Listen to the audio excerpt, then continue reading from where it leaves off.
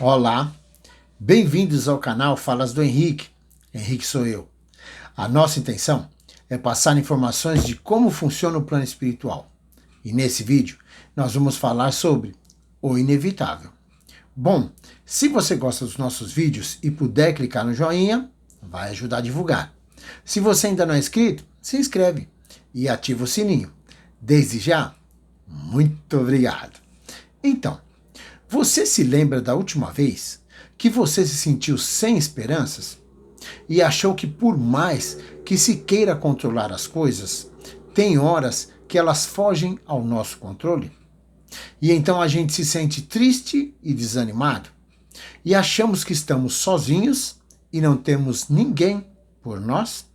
Bom, no Livro dos Espíritos, a partir da página 438, nós temos a pergunta 851, que é assim: haverá na vida os acontecimentos que são inevitáveis?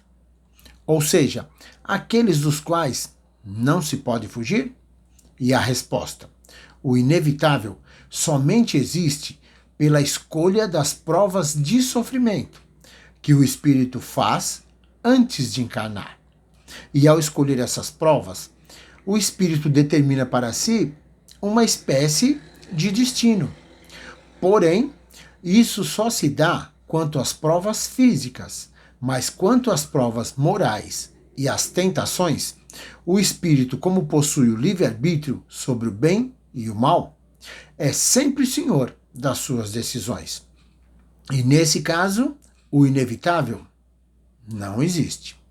Ou seja, mesmo quando o espírito se encontra em situações difíceis e de tristeza, ele sempre pode decidir se prefere sofrer e se entregar ou usar essas situações como ensinamentos e evoluir com os aprendizados.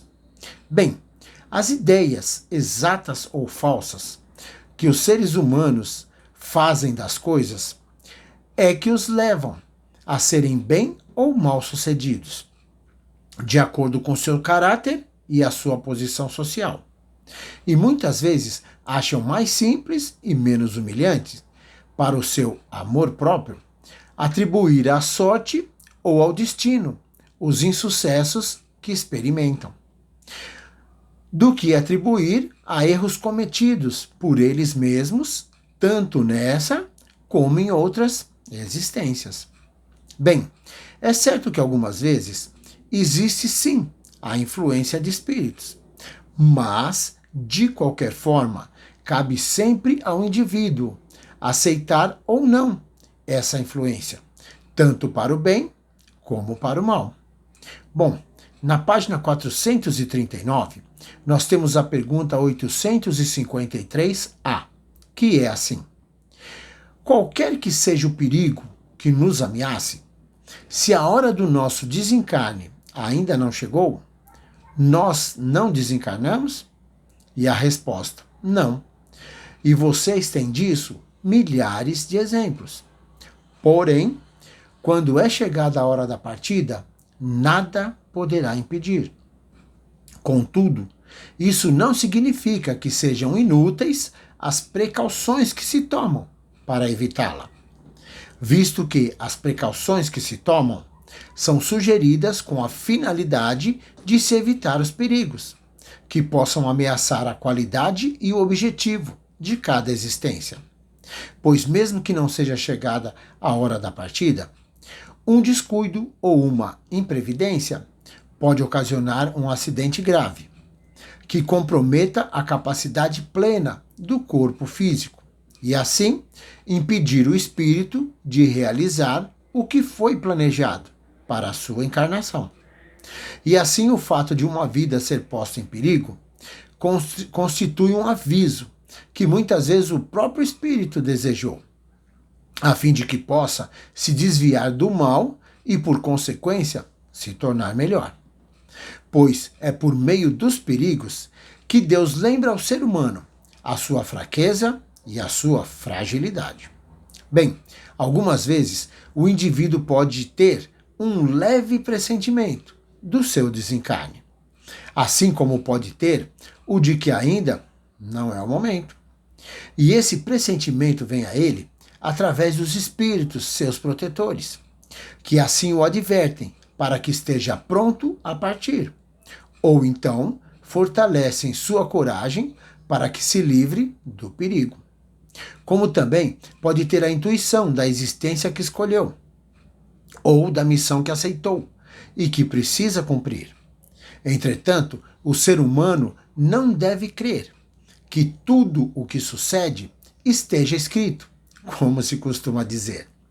Ou seja, um acontecimento qualquer pode ser a consequência de um ato que se pratica por livre vontade, de tal sorte que, se não fosse praticado, o acontecimento não aconteceria. Imaginemos, por exemplo, que alguém queime o dedo. Isso nada mais é senão o resultado da sua imprudência e um efeito da matéria. Pois com certeza só as grandes dores, assim como os fatos mais importantes e que podem influenciar no moral do ser humano, são os enviados por Deus.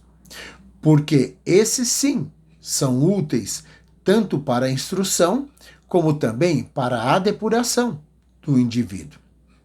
Bom, na página 442, nós temos a pergunta 862, que é assim: o que dizer daquelas pessoas que nunca alcançam bom êxito em nenhum empreendimento que iniciam?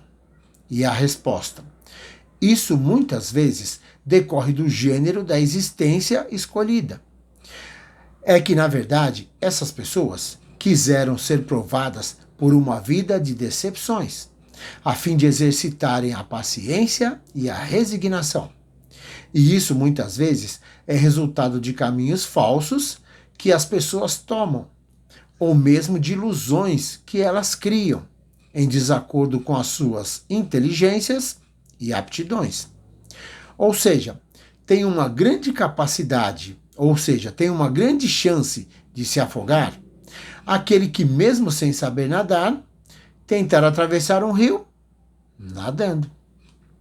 E o mesmo se dá relativamente com a maioria dos seres humanos, pois quase sempre o indivíduo obteria um bom êxito se só tentasse o que estivesse de acordo com as suas aptidões. E geralmente ele fracassa por sua própria culpa. Mas, em vez de culpar a si mesmo, prefere queixar-se da sua sorte, pois é certo que haveria lugar no mundo para todos, desde que cada um soubesse se colocar no lugar que lhe compete. Por outro lado, aqueles a quem a sorte em tudo favorece, na verdade, são os que sabem conduzir melhor os seus negócios. Mas isso também pode ser um gênero de prova, pois o bom êxito pode iludi-las e desviá-las do seu destino verdadeiro. Na página 445, nós temos a pergunta 869, que é assim: por que o indivíduo não pode saber do seu futuro? E a resposta: se o indivíduo conhecesse o futuro, negligenciaria do seu presente e não conseguiria trabalhar com a liberdade que tem, porque seria dominado pela ideia de que, se uma coisa tem que acontecer, então seria inútil se preocupar com ela. E Deus assim não quer. E não quer para que cada um possa participar das realizações das coisas.